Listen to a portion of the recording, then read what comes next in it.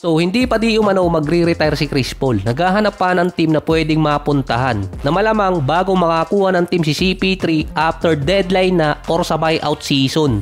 Marami kasi mga fourth trade na player ngayon taon. Kaya di umano inalis si Chris Paul, nagsimula yun nung bumalik si Kawhi. Merong mga coaches na ayaw din kay Chris Paul sa Clippers dahil sa mga suggestion na ginagawa niya. Meron kasi siyang mga play na sinasuggest sa team, particular kay Kawhi at kay Harden na hindi din nila nagugustuhan. Isa doon nung November 29. Kalaban ng Clippers ang Dallas, kakabalik pa lang ni Anthony Davis nun na hindi rin naglaro sa kanila dahil back-to-back game. Winnable para sa Clippers yun at kung tutuusin pa, kaya nilang talunin. Kaso dun nagsimulang gumanda ulit ang laro ng Dallas after silang talunin.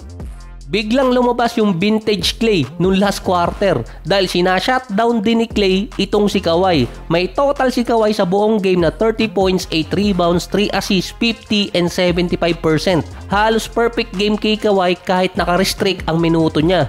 So sinashutdown siya ni Klay tapos hindi ma-shutdown ni Kawhi si Klay Thompson na mainit na nung last quarter.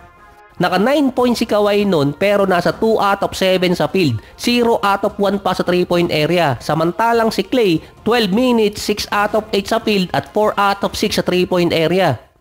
Naka 17 points si Klay at siya din ang nagbabantay dito kay Kawhi. Buong game si Klay ang merong pinakamataas na offensive rating at nasa 113 ang defensive rating niya.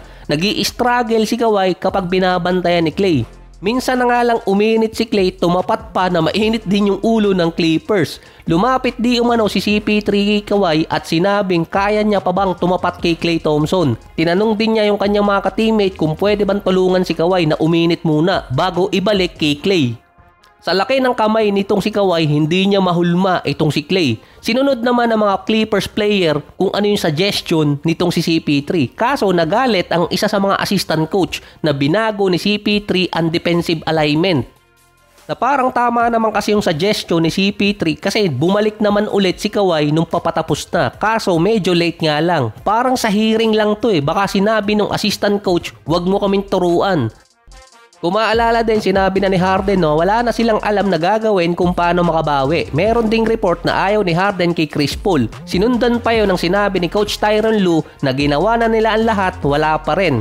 May feud din si CP3 at si Coach Tyronn Lue. Si Chris Paul ang nakakakita ng mga weakness ng team na merong pang mga adjustment na sinasuggest sa coaching staff. Kaso nga lang hindi sinusunod. At yung game ng Dallas at Clippers napatunayan ni CP3 na tama yung mga suggestion niya. Si Nikola Jokic naman para laging nakikipag-away sa oso kapag may game. Puro kalmot ang inabot sa Hornets. 10 straight na panalo na sa Nuggets sa road games. Bukod sa Thunder, sila ang pangalawang may pinakamagandang record sa away game. Kaso, isa sila sa may pinaka-worst na home court game. Almost triple-double na naman si Jokic, 28 points, 9 rebounds, 11 assists. Nalagpasan din ni Jokic si Michael Jordan at Chauncey Billups sa all-time list ng assists. Sentro ang leader ng assists ngayong taon. Nasa 11 out of 23 games din na triple-double ni Nikola. Pero ang isa sa pinaka-highlight pa sa Nuggets si Jamal Murray dahil ito yung taon na may pagkakataon na makasama siya sa All-Star selection sa unang beses din sa kanyang karir. Career season din para kay Jamal Murray ngayong taon. 24 points, 4 rebounds, 7 assists, almost 50-40-90 stats. Nasa average siya ng 50% sa field, 46% sa 3-point area, at nasa 89.3% sa free throw line.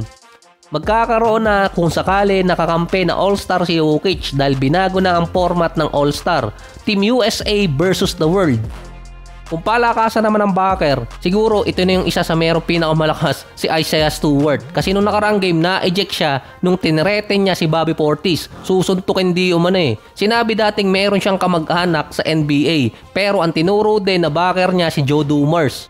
Na-eject siya sa game nung pangalawang laban ng Bucks at Detroit, pero hindi siya napagmulta nun. Pero kung sina Brooks at Draymond ang gumawa nun, malamang merong kasunod na penalty. Mas malala pa nga yung ginagawa nitong si Stewart kumpara kay Draymond at Brooks, pero baliwala lang.